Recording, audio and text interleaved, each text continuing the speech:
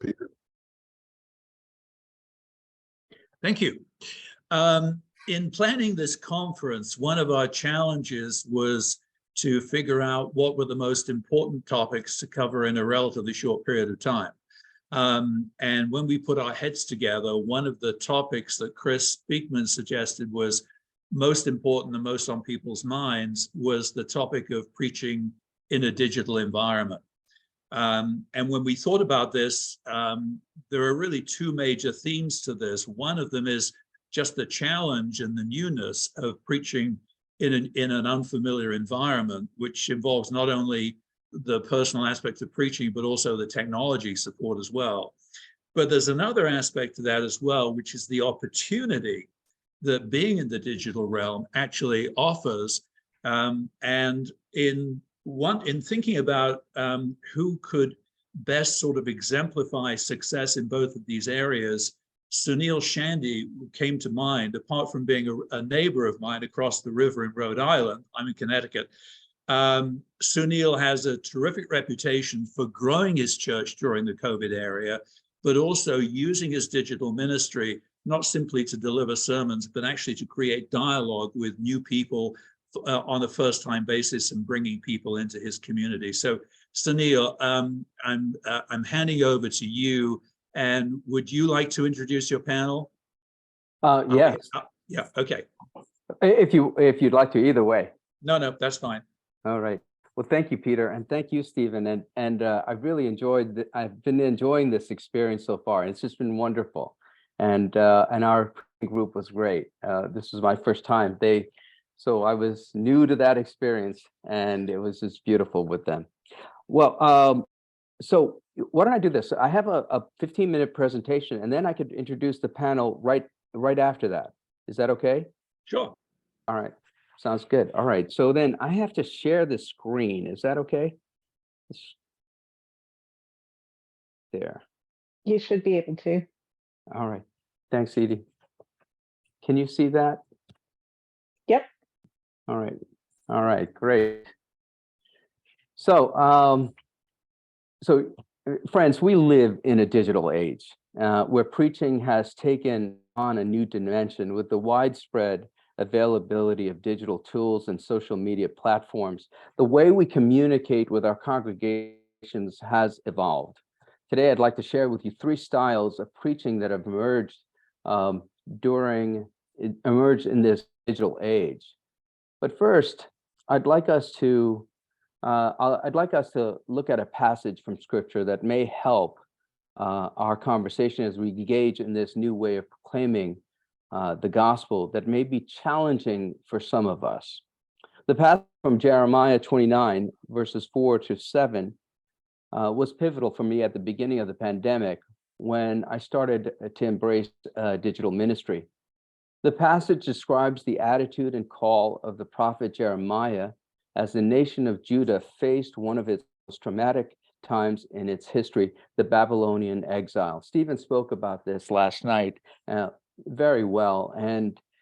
But in that challenging moment, the lamenting prophet, Jeremiah incidentally wrote Lamentations, called the people of Judah not to look back, trying to fight what was occurring to them, but he called for them to lean in and have hope, being curious about what God was doing at that moment with them. I'd like to read the passage. This is what the Lord Almighty, the God of Israel, says to those I carried into exile from Jerusalem to Babylon: build houses, settle down, plant gardens, eat what they produce, marry and have sons and daughters, find wives for your sons and daughters, give your daughters in marriage so that they too have sons and daughters, increase in number there, do not decrease. Also seek the peace and prosperity of the city to which I have called you, carried you into exile. Pray to the Lord for it, because if it prospers, you too will prosper. The passage is a wonderful passage because the Babylonian exile was a defining moment for the people of Israel. During their exile, they began to emphasize and to redefine Mosaic law and develop their own new ways of thinking. and they developed the new theologies, and their thought on circumcision, the Sabbath, the synagogue system, the communal prayer life that they engage with, all came out of that time of exile. And they started to understand that God was simply not tied to one place, and that God, the same God, Yahweh, traveled with them even into Babylon. And yes, this God was acting even through history, even through their perceived enemies. And they understood a new call. They understood they were called to be a light to the nations. Jeremiah and the pandemic reminded me that God is acting even through those situations that I find challenging. So when my church, like all churches, were shuttered, we leaned into our ministries to connect with our parishioners and friends. It was not very comfortable. At first, it was very difficult for us. But the good news for us is that we believed, had hope, and hoped that God was walking with us, and this new especially in this new experience of digital media. Well, today, I'd like to share with you 3 different styles of preaching that have emerged in this digital age for me. And they are hybrid preaching, direct to camera, and edited for effect. Hybrid preaching, the first style, is filming yourself preaching in the church to the congregation with the knowledge that you are speaking to those in the building and to those watching at home. This style is all about being inclusive to those in the room and at home, and it recognizes that people have different needs and preferences when it comes to attending church. And it allows them to participate in worship in a way that works best for them. By filming yourself preach, you can capture the energy of a live congregation and share it with those who are not physically present, creating a sense of community, even among those who are watching from afar. The second style, is to preach directly to the camera in a pre-recorded or live setting. This style is all about speaking directly to your congregation, even if they're not physically present. By looking into the camera and using the teleprompter device or a free teleprompter app, you can communicate your message with confidence and clarity. And this style is particularly effective for those who are not comfortable speaking in front of a live audience or a live congregation, or who want to convey a message that is not specific to a particular location or time. I often use this method when I make a short Easter message or a Christmas message that I want to put online. The third style is more creative. It's using visual aids and maybe even instrumental music to underscore a message. This style is all about embracing the media and connecting with people on a deeper level, using tools to help you create a story and share the word. By incorporating visual aids and music, you can create a more immersive experience that helps your congregation connect with your message on an emotional level. There are times that I've used this with morning prayer. We had one of our priests that worked with us, Father Eric Larson, who loved the canticle Canticle of the Sun, the canticle composed by Francis of Assisi, and after he passed away suddenly, but we still used his words, and the way he spoke that canticle really helped create a sense of connection with him and also his faith. At the end of the day, but the key to all of this is whatever message you use, whatever method you use, you can create shorter, more focused clips that can be easily shared on social media platforms. This approach allows you to maximize the impact of your message and reach a wider audience, ultimately leading them to your full sermons and church. But at the end of the day, the key is engagement. First, for all of us to engage in this new way of preaching and connecting with people and to be curious about it. And then to understand that our engagement must be thoughtful, consistent, and scheduled. So once we put start to put our services and sermons out, we need to also put them out consistently. And there will be people who will comment and connect. So then the next task is to engage those comments, perhaps even to schedule our engagement with them, to respond to their comments. At Christ Church, we started to engage in digital ministry as we realized that the gospel that we proclaimed didn't just stop at the doors of our church. We understood that now the gospel is being proclaimed to people outside of our region, outside of Westerly and Stonington. They included people in Florida and Arizona, Los Angeles, California, and then further to India and Australia and the Middle East and England and the world. Our sermons and services are broadcast in 38 different countries and watched in 16 different languages. And we also found that we connected with those who didn't previously attend church or couldn't attend church.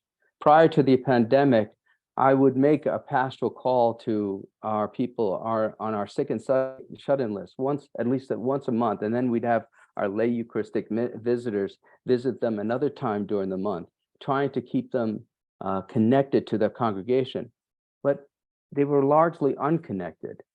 But through our digital ministries, these folks started to attend with us, listening to sermons, commenting on chats and Facebook, and engaging in our online coffee hours and our online Bible studies. We found that they became a more important part of our community as they felt more included.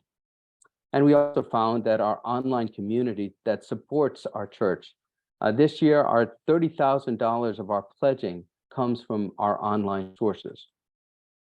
Now, all of this is to keep us in the mind that although preaching in the digital context can be very challenging for us in many ways because it's a new experience, but as we lean into this area of ministry, as Jeremiah reminded the people of Israel or the people of Judah at his time to lean into the challenges, this ministry can help us attract new members to our church and deepen our connections already within the church. And especially with those people that we have in our congregation. Now, I'd like to stop the share screen, and I'd like to introduce to you the panel that we have. We have a wonderful group of people. One is Ben Barber. He is the owner of 321 Media, a digital marketing and media production company based in Westerly, Rhode Island. Ben is the person that we worked with and at Christ Church, and he has helped us immensely with our social media platforms and on our digital ministry. Then also we have with us on the panel Archdeacon Chris Beekman from the Diocese of Massachusetts. And then there's Carol Maddox, the incoming president of the Association of Episcopal Deacons. And if you all would just say hello and maybe even just tell us what your experience of online digital ministry is and what are the challenges and the merits of it that you found. And then we could open up for questions as well. Let's start with Ben. All right. Hello, everybody. Thank you, Father Sunil. My name is Ben Barber, and I have been the digital ministry coordinator, I guess, for Christ Church for the last 3 years. My goal every single time we make a decision for digital ministry at Christ Church is to think about my grandmother. My grandmother, when I was young, she was 72 years old. She fell and broke her hip, and could not make it to her church Sunday services anymore. Her priest came twice a year to give her communion, and other than that, she had little daily bread booklets that she read her Bible, and that was her only connection to church. She lived until she was 93 years old. So for the last 20 years of her life, she was not able to connect with her personal church community. And every single time we do a live stream, I think about her, and I think about what we do. So all of the things of inclusion that Father Sunil has talked about, and why I think so many of the things that we've done at Christ Church have been successful, is because we take a real approach of not of thinking of the people at home as members of the congregation that would be in the pews if they could be. And I'm really excited about it because I think that a lot of churches could do this and do more. Thanks. Thanks, Ben. Carol, would you jump in there? Certainly. So, wow, Ben, thank you for that story about your grandmother. That really makes it real, about why we do this. It's not just because we're scared to catch COVID. It's really because it's exciting to me how we can use digital ministry to reach people that have been unreachable or hard to reach, and frankly, for whom the church has been hard to reach. We have to remember it goes both ways, right? So I think of, in my diaconal ministry, most of the people I have spent time with, and for several years, I was assigned to a street church that was with the homeless. And most of my pastoral care was digital, right? It was through my phone, because it was via Messenger or Facebook or text, because that was the easiest way to get in touch with with this very challenged and disparate population. And then I also worked with the poor in Appalachia that frankly had transportation issues.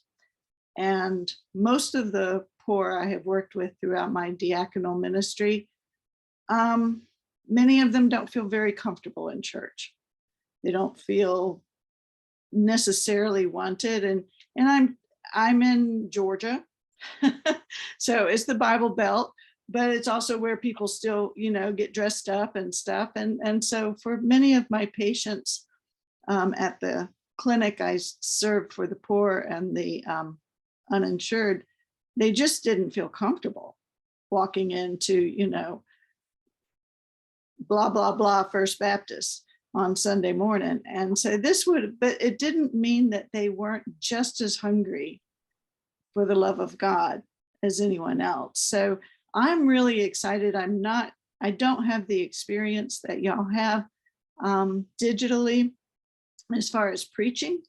I've only done the hybrid preaching model, but I'm really, really excited about the possibilities here, not just with the people that I've already shared ministry with, but with people that we have found traditionally hard to reach with the gospel, whether it's people in prison or people who are deployed overseas or people in assisted living or nursing homes, or one group of people that, because I've worked in healthcare for so long, has always bothered me that we don't pay enough attention to those, what we learned to call during the pandemic, essential workers that have to work on Sunday. And so, nurses, firemen, police, people who work in grocery stores, pharmacists, all of those people could be much more easily served with these kind of tools. So I'm really excited about it, and thank you. Thank you for that comment, Carol. Chris, what about you? Oh, you've got to unmute yourself.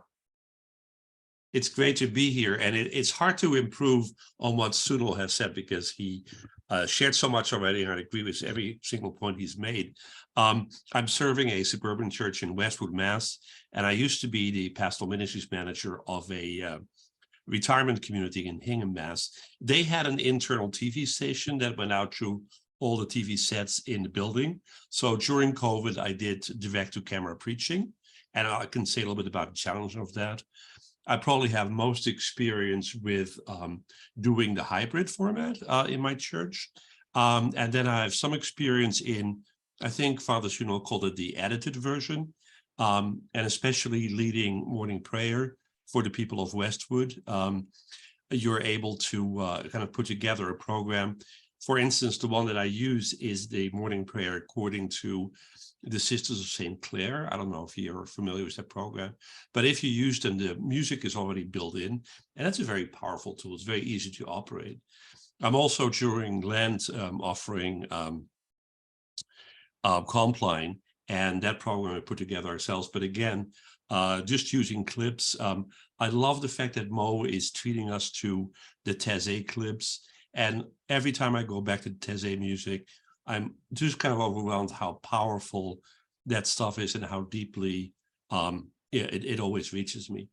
Well, one thing about the challenges, and Father Sunil has already said this, but I'm a preacher that really relishes and relies in, first of all, kind of knowing my congregation and knowing what's happening for them and what issues are alive for them, but also taking the temperature of the room, which I think we have to do every second as preachers, and making eye contact. For instance, there's always a couple of people who are intently listening, and I usually direct that part of my sermon to them until that kind of shifts. And of course, if everybody has their eyes averted or appear to be asleep, then it's time to worry as a preacher. So I found that certainly challenging.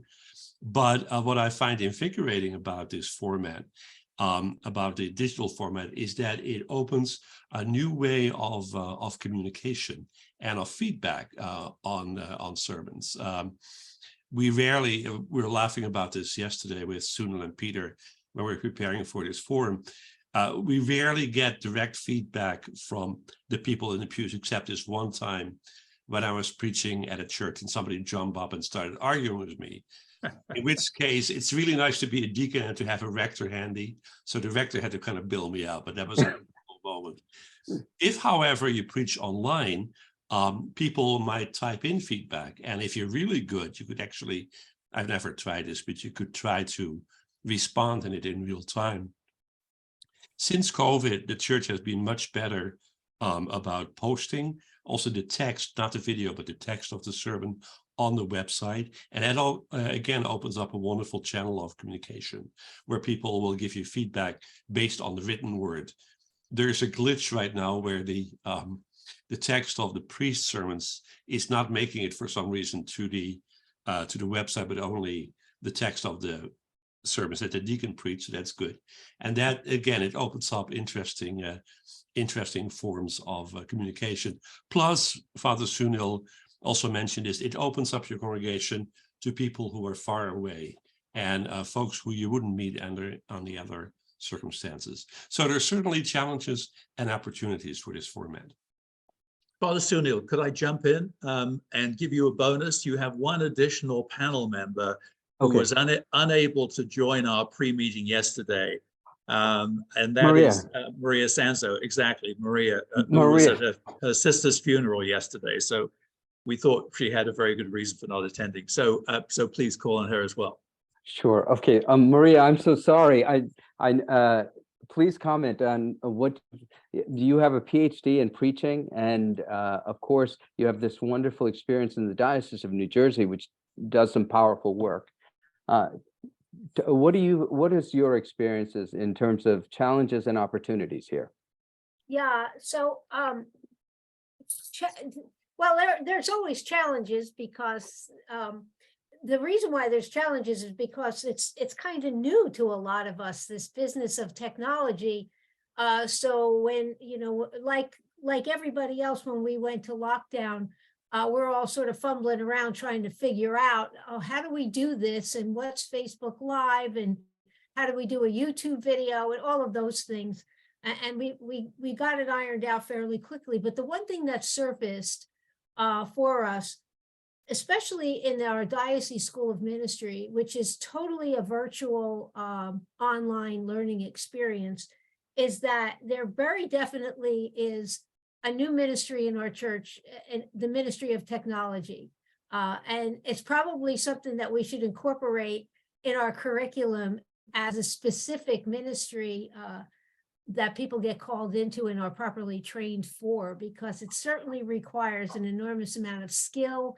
And it's a call like every other call. We don't all have what it takes to do that. So that's the first thing I noticed. for me personally, as a priest, I found that doing YouTube videos during the lockdown on a weekly basis was important for me to stay connected with my parish.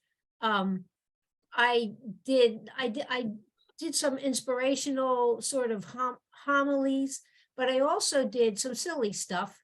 I wrote songs, I sang songs, I told jokes, I broadcast from outside in my backyard on Sunday mornings. I broadcast, from the deck next to my swimming pool, wherever I could be just a regular person and try and engage people. It made everybody feel like we were still together. And of course, they commented on how long my hair got during that period of time. So that's, there's a certain connection that happens that you've all said. But I personally was going for the Toaster Oven Award because I managed to get in my church, through the beauty of technology, my Roman Catholic family, brothers of which have not stepped foot in church in years. So they came to my church through the screen, and my Roman Catholic nun sister still comes to my church every Sunday to hear me preach. So I'm going for the toaster oven because I think I should be rewarded for for getting these lovely people into church. And just about the time where I think, okay, I'm going to stop doing this because somebody's got to set up the computer and do blah, blah, blah. Somebody says, see you, I'll see you tomorrow. And, and it's somebody from Florida, all over the United States. So it's really important that we keep doing this. Daily office is so easy to do. And it really is helpful to people. So we still continue to do that on Monday and Wednesday evenings at 7 p.m. It's mostly lay-led, which allows the laity to step up and participate in the ministries of the church in the way that they are so able and should be doing. And then, of course, I also do Stations of the Cross on Wednesday evenings in Lent. And sometimes I just do the regular traditional from the book of occasional services. And other times I'll do something creative where I will show pictures of contemporary, the world condition, and use those as the Stations of the Cross to try and sort of preach without preaching. I don't use words, but I use pictures of here's what happened in our scripture, but this is what it looks like today. So I use those more contemporary photographs to depict the Stations of the Cross in the way we experience it now. So I think education, I got actually a doctor in ministry, and I got that virtually online through the gift of technology. And I think it is where we are, and it's what we have to do to keep our world connected to the church, because it is the new way. Church is always changing because it's the people, and people change. So I'm just really grateful that I was able to adapt myself to it with the help of some really gifted people along the way. Thank you. Thank you, Maria. Well, I think all of these panelists should bring up some really wonderful and interesting points. And I know also that we have some questions also. And so maybe we could field those questions also as we continue the conversation. The first is from Annie. Do you teach parishioners how to use Zoom, and how to find the chat box and the mute button?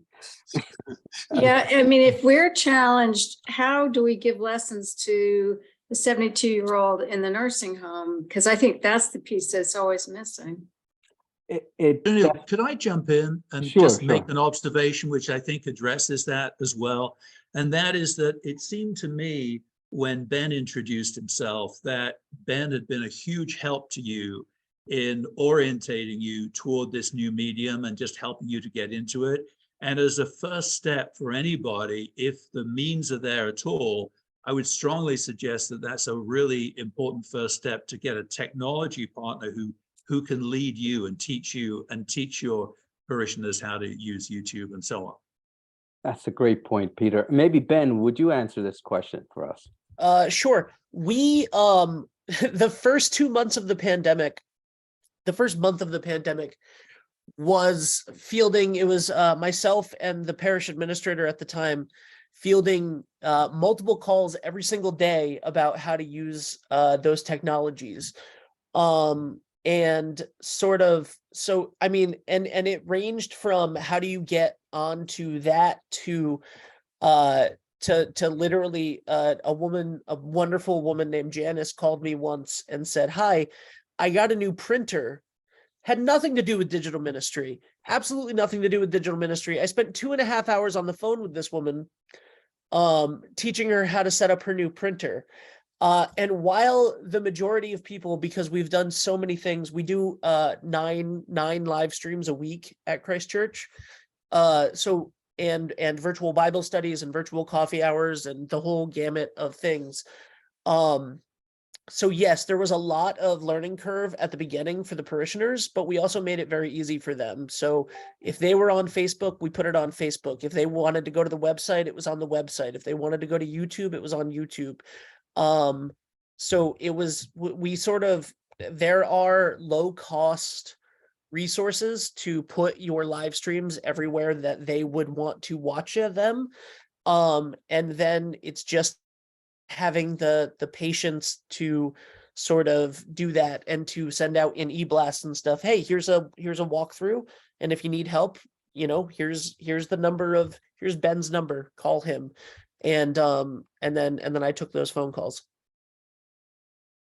You know, I just want to make a quick comment about that too, about Ben. Sometimes what he would know that I was one of those who was technologically challenged too. What he would do is he'd take his iPhone and he would put this on FaceTime, and then he would ask me to show what I see on the screen, and then he walked me through it as well. So, you know, it's very challenging, and but it's also inspiring because now I have people who are north of 65 in my congregation, predominantly a good number of them, and they all engage in this type of ministry. 4 years ago, I wouldn't have imagined that my folks would know how to do anything on Zoom or Facebook Live, or, you know, or even do Instagram. Now I'm inspired by them. All right, so should I go with the hands first or the comments? What do you think, Peter? I would, why don't you alternate, because they both have equal value to me. Okay, what a diplomat. All right, so Susan says, we've sent out people to do it with them on Sunday. That I think it's training them. Do it, so you do it with them for the first time, and then they have to walk through it. But it seems like face works well now that they're not in the pandemic. That's very true. Susan McMillan made that comment. And so let's go with Chris first, a hand up. Chris, why don't you unmute yourself? Yeah, just in addition to what I was saying earlier, I forgot to mention that this issue of support among deacons in your diocese, which is so crucially important, because our role is very unique and we have pressures and stresses that other clergy don't have. So in our diocese, for instance, we think it's really important that deacons have that mutual support, and the pandemic actually allowed us to use technology for mutual support. We used to have face-to-face meetings, maybe 4 times a year. Before that, as the pandemic began, we began to have monthly meetings on Zoom in the presence of the bishop. And it seemed that the deacons in my diocese really enjoyed that, a chance to share what's going on, how the pandemic was affecting them, but also then hear the feedback of the bishop and celebrate Compline afterwards. So that's been a huge lifesaver for us as deacons in Diomass. Great, that's beautiful. So let's go with the next comment from Edie. A lay visitor can bring a tablet or computer to someone's home and do church with them as one possibility. And that's one of the things that we found as an important part. Should we go to Bonnie? Bonnie, your hand is raised. Good afternoon. I don't know if anybody else has experienced this. When COVID began and we went into lockdown, we, I guess, used an edited version of Zoom where we were able to have recorded music from our organist and our choirs from home, and it made people feel as though they were in church. As we went along with our morning prayer service, they began to, it was pretty much lay-led with clergy providing meditations or sermons. We found that there was an increased need for people to be seen and people to be heard. And we went from having homilies to having meditations that the clergy offered, and then we would open it up to those who were on Zoom. And we actually found an increased participation with the congregants who were watching via Zoom versus YouTube or Facebook. And they had a lot to say and a lot of really good things to say. And it kind of charged everyone up to the point where now once they asked to have those meditations one Sunday a month in person church.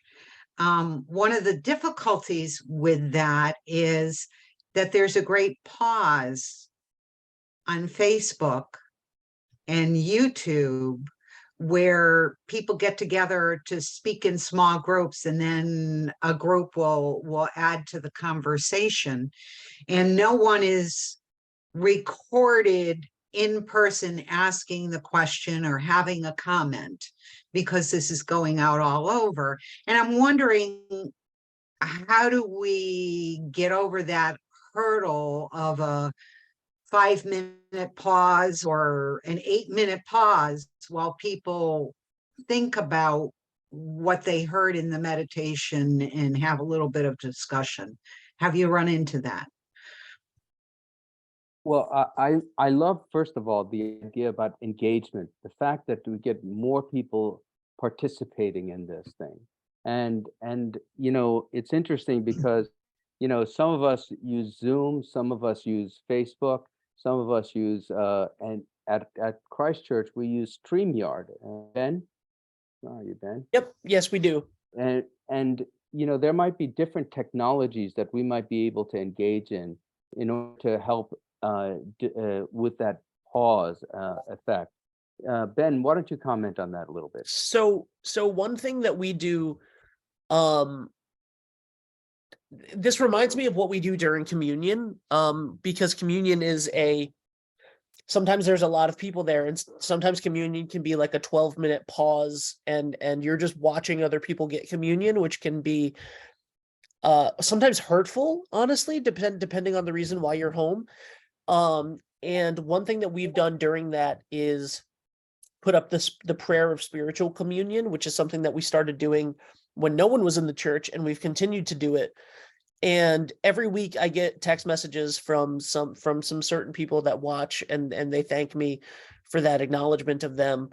If it's possible, if I don't know what platform you're using to stream to Facebook, but if it is at all possible, during that break, I would put up some of that pre-recorded organ music with, you know, do you have questions? Send in your questions to this email address and our deacons will get back to you.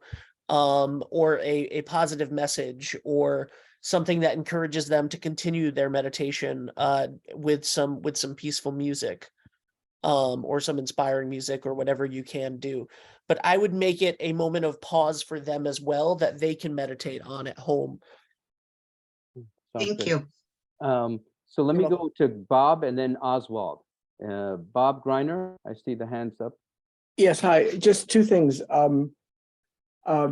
some of the people I visit are actually in nursing or assisted living, and still there are times when it gets locked down, makes it difficult. But in both facilities, I've worked with the activities director who has access to iPads, and so I can do a FaceTime or a Zoom with people there with an activities director using it, because in one case, one of my favorite persons, Sister Gloria, she just turned 100 and she never has, never will use a computer, anything like that, you know. So she's happy for a director to set up with me a Zoom on an iPad and then hold it for her, you know. But the second thing is, for some of the people, especially during COVID, who could not get around much or feel safe in church, we have Emmanuel Music, which has Bach cantatas every Sunday. So we created, the rector and I created these mini concerts. So we'd come home and get them on Zoom, which is very easy to do for most people. And then we'd have a 20-minute concert of a violinist or a harpsichordist or something. And having the music there was wonderful, because often the response was, this is all for me? This concert is just for me? And it's wonderful. And the thing is, yes, there was a grant to set this up, but it seems to me in a lot of churches, this could be done just with local soloists or cantors or local choirs. And I really can't overestimate the joy of having music there. Is really wonderful. And since there's no response, you don't have any delay or anything, but a 15-minute concert is really a joy for folks. Bob, you make a wonderful point, and you know, there's a lot of creativity coming out of this situation, and so I really thank God for that too. Oswald, how are you doing? Just unmute yourself and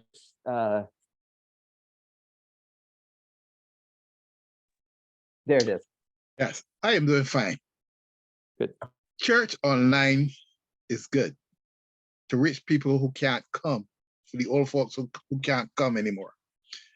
But I find that there were people who were coming to church before, but because of the online now, they do not come to church anymore. For me, if you love church, if you love the church, you're going to come to the church. I can't see myself watching service online and not in church. I've got to be sick. Yes. I have to be in church. You know, I cannot miss church. I don't know what it is to miss church. You know, you and I have that same kind of feeling. And I think all of us do in some ways. I remember, like, during the pandemic, in that first week of the pandemic, it was the week before Palm Sunday. And my bishop, and he's like all of our bishops throughout the country, said to us, we can't go to church this Sunday. And I'm for all of my life, I've been going to church on Sunday morning. Right. And I didn't know what to do with myself. That's right. And so what we did was, I remember that that Palm Sunday, we set up Palm Sunday out of my living room, and we did it out of there. And I had my boys be the acolytes. Then the Easter Sunday was out in the gazebo in the backyard with the birds chirping, which was really interesting. And then slowly trying to move back into this experience. But one of the things I realized also was that there was a new connection of people who would never come to church, who all of a sudden now have the opportunity. And I think, you know, we've already talked a little bit about that. But there's also some studies that suggest that this pandemic period has been really horrible for many people, and people in the boomer generation, about a third of them will never come back to church. And they just have found themselves in this situation. But there are other groups like the Generation X and the Millennial generation and the Y generation that feel comfortable of moving between these two mediums, either digitally and in person on site. And so my sense is what I'm finding in my congregation is that people are checking us out online. And then they check us out, they listen to our sermons, they listen to the music, they listen to our community, they engage with us online, and then they're brave enough, they find courage to come into the doors and engage in ministry with us. If today my mom and dad was alive and I tell them that I was watching church online, they want to know if I'm crazy. They want to know if I'm mad. That's right. Well, it might be, but this is a new technology. 100 years ago, who would have thought that you could actually use phones to talk to people, right? And then now people are using phones all the time. I mean, there's going to be some people who engage in it, and other people who will find it hard to engage in, but it's not going anywhere, I don't think. So part of me might be suggesting would be to try and do something, and that might be the area of challenge that God is calling you to kind of think about. Even if it's uncomfortable, maybe it is connecting with certain people. I mean, I know that during the pandemic, I had a young couple who had a daughter who had an infectious disease, and they couldn't come to church. And I only met them online for about a year online, and eventually they became. I eventually baptized their child, but it was at a very intimate, small service. But they only connect with us online, and so for some people, this is what's working for them. Juan.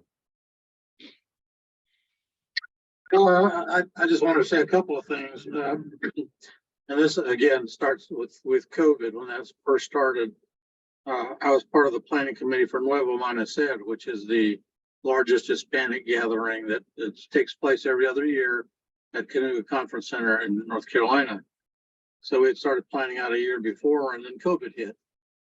So many of you may know Anthony Guillen. He says, well, we're going to postpone this.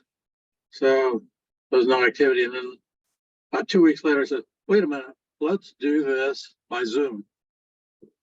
So we started planning it all out, got it done. And you can imagine this was the first time that was done. 500 people were attending from across the world. So it was an amazing way to reach out to people that otherwise couldn't do that. And now with future iterations, we have done hybrid. So you have both in person or Zoom. So that's one example. The other is at our church, I'm at the Cathedral of St. Philip in Atlanta, which is a pretty large church, and we have our own AV department. So they were able to start putting together services, which we all did pieces of, as you mentioned, in your own backyard. And it's amazing how many wonderful comments. Oh, Juan, we love your backyard. We're not seeing it anytime. It was so great. It was that personal feeling like they really knew you. So, I'd be reading the gospel, or if I was doing a sermon that day. And I will tell you that many of the people today that are still watching online are those that are invalid or in a nursing home somewhere that can't get out for any reason.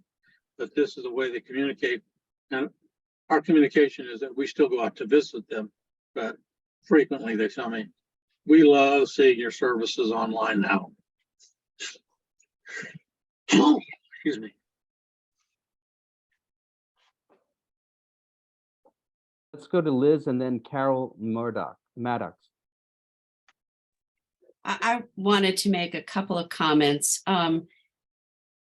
It's all very well and good to talk about all these great things we can do, but if you're in an extremely small church with extremely little money, we're the people who need help. In our parish, every Sunday morning, I take the laptop computer out of the office, I carry it up into the church, I focus it on the altar. We now have a little camera. Initially, we were just using what was built into the computer. We go on Zoom, and at the end of the service, I edit out the extraneous beginning and end, and send it to our senior warden, who puts it on our Facebook page.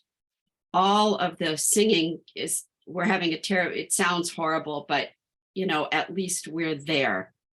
And we were so excited when we first went into the church itself. So we need help. Yeah. No. It's great if you've got budgets and tech people, but we don't. And there's lots of us out there who don't. And it becomes a real problem. One other thing I'm very aware of is, as we're posting things online, is copyright issues. We are effectively broadcasting music that is copyrighted, and I hope we're all being very, very careful about that, because I think it's an issue that's become much bigger with all of this and churches. And just a little side note, there are plenty of older people who are perfectly computer literate. I myself got my first computer 40 years ago. So it's not necessarily a question of age, and would like to put that away. Well, thank you, Liz. Thank you for those comments. And I got to tell you one thing. I think the first 2 points especially is very important, because it reminds us that we need diocesan support. I mean, I think this is the diocese, this is part of congregational development. And this is something that on a diocesan level, whether it's in Rhode Island, Massachusetts, or Florida, or wherever, or Atlanta, we need to have support to help all of our congregations get to speed. And also there's regulation in terms of following the copyright laws that need to be monitored and closely by the diocese. And of course, thank you. Of course, I'm sorry if I suggested in any way that it's people who are different ages have problems with the technology. My apologies. We did get a grant from the diocese, but it's not like it was going to go very far. Yeah. And you can put money, but then you also have people to do the work. Yeah. Ben, could you talk to this a little bit? I think we've been talking about this for a little bit, and then we'll go into John. Absolutely. Yeah. So we have helped churches like Christ Church that does very fortunately have a budget to, install multiple pan-tilt zoom cameras across their church and do all of these programs and all of those things. However, we also have worked with many churches that have no budget, and even the Episcopal Church right down the road from Christ Church, the neighboring one had no budget and no people to help. And how do you so we sort of took a strategic guide of what are your goals, right? So if you have a big budget and you can reach hundreds of thousands of people a year across the country and across the world, wonderful. If you're just trying to connect with your community, how can you do that? And what are the free resources that you can use for that? So we put together a sort of packet of how to do that. What are the tools to do it? What are the ways to do it for free? What are apps that you can use? And what are the things that are going to give you the most output for the least amount of financial strain? So there are things like Zoom where, it's like $14 a month, and that might be a stretch for somebody. Is that booklet available to all of us? I have a booklet that I can make available to everybody. Yeah. I'm also happy to, I consult with people across the country, and we've done that as well for smaller churches that would never be able to afford hiring somebody like us, because I became a member of Christ Church during the pandemic because it was literally, I had no option anymore. This was not my church at the beginning of the pandemic. This was not my religion at the beginning of the pandemic. I was denomination. I grew up Baptist, and I reached out to my Baptist church at the beginning of the pandemic to offer to help them, and I got yelled at, not by my pastor, who's wonderful, but by certain members who were like, we're not putting this online, what are you talking about? And they wouldn't even let me make a PayPal button for their website or anything of the sort. And that church unfortunately went from about 45 members to about 13 members in the last 3 years.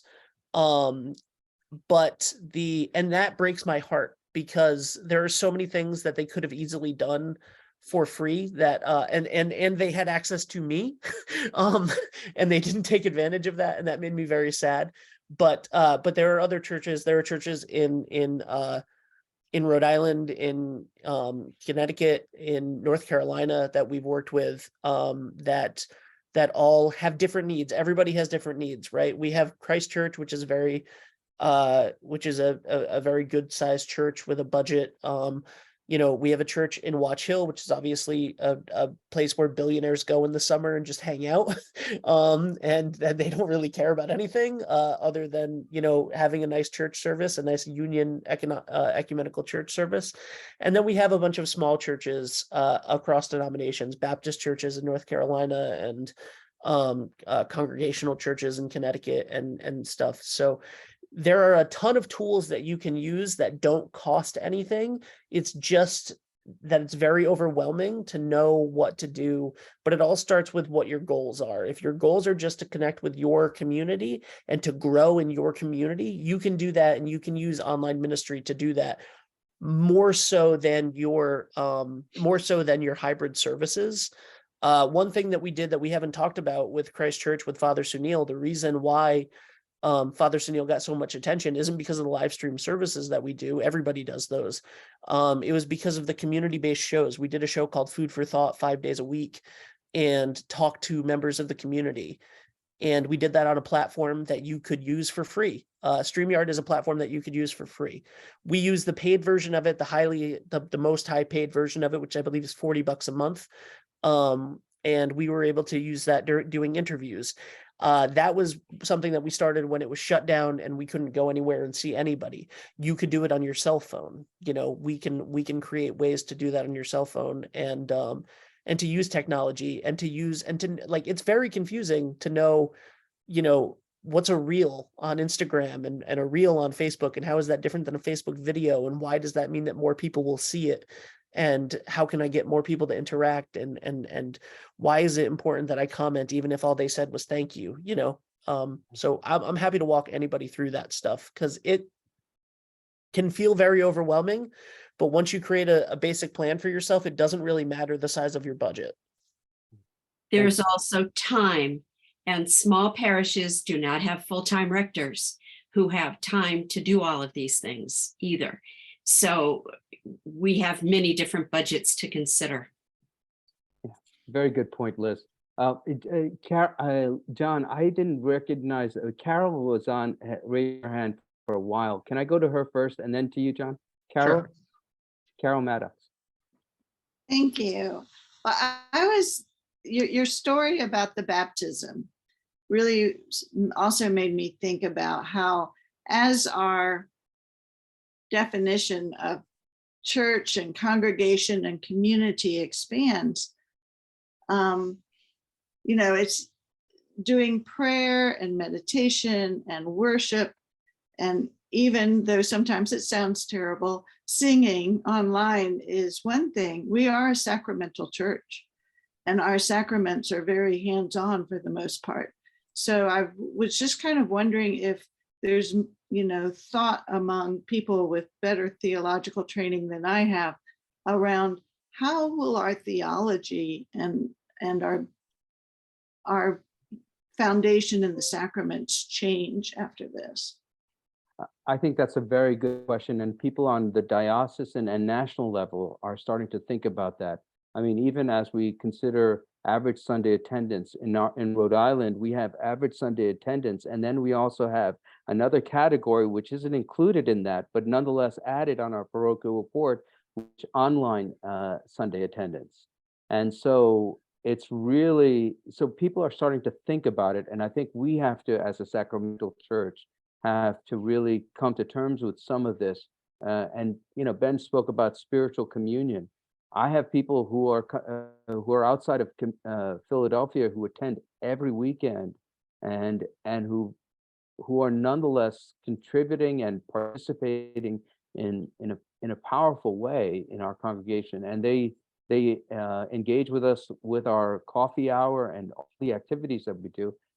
How do I tell them that they might not be members? I have to really think about that. So John, what about you? Well, I just wanted to chime in with to reiterate for Liz. My background is in communications, and I've helped transition my last congregation, which was a program-sized congregation, but now I'm serving as a small church as a deacon in charge because there has not been a priest in 4 years in this church. And I can tell you, there's, again, has been reiterated, there's a lot of low-cost free options. I mean, so what they did was they were meeting completely on Zoom in the small church. And then they were doing exactly what you talked about. They had the laptop and they were moving it around. I said, well, is that the most clean cut you want to go? And I took them through this kind of exercise and I said, okay, so you can either go for a cleaner format where we can put up an actual television in the church, and we can maybe for some money get what's called an Owl Meeting Pro and figure out if that's the right thing. Of course, then you have to think about spacing and your sound, your existing sound. There's a lot of things you want to consider. Right now, I've got them on Facebook Live. They're using nothing but a cell phone on a tripod. And I have an 80-year-old woman who goes around and she moves that tripod around like she's the camera woman. She calls it her new gig. She loves it.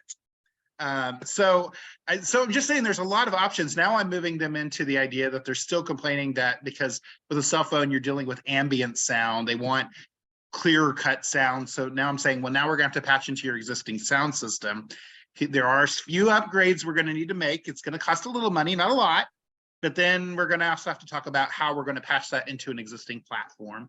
So I'm just saying there are ways to do it. There are services out there as well. One of the services I'm mentioning my congregation too, which has an annual contract, is a company called Local Live TV, and they handle all the streaming production for you. And all I essentially have to do is give them a bulletin and saying so and so standing here. They do everything, and all I have to do is turn on the sound system. And my community loves that because again, they don't have to know all the tech stuff. So there are. I'm just saying there's different ways depending on how much you want to spend, even on a limited budget. Thank you, John. Folks, I think we're almost done with our time. Is it, Peter? This has been an animated conversation. I really appreciate all of this participation. You know, we didn't necessarily spend a lot of time on the preaching aspect of it, but I mean, this is all a field that's changing and growing, and it offers us an opportunity to be creative and to find hope in it. Stephen? Sunil, thank you. Yeah, thank you sorry. so much. Peter, go ahead. No, I wanted to thank Sunil. I also wanted to thank Maria and Caroline and Chris and Ben as well for all of that. This is clearly something that's here to stay. We just have to learn from one another to figure out how to take advantage of it. Stephen, back to you.